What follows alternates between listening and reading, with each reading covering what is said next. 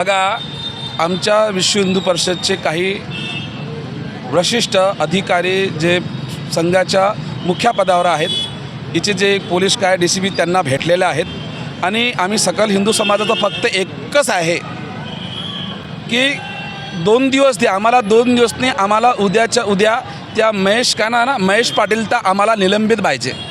और आता जर यांनी हा आमचे रामाचा अपमान आता नाही, बोरीवली ठाणा मालवणीमध्ये पण सुद्धा झालेला आहे।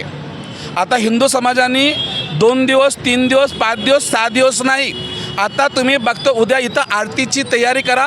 मी सुद्धा इथं आलो होतो पहिल्यांदा, मला पण त्यांनी अंदर असे कुत्र्यासारखं अंदर टाकलेलं आहे, पायंदा जिंदगीत नाही।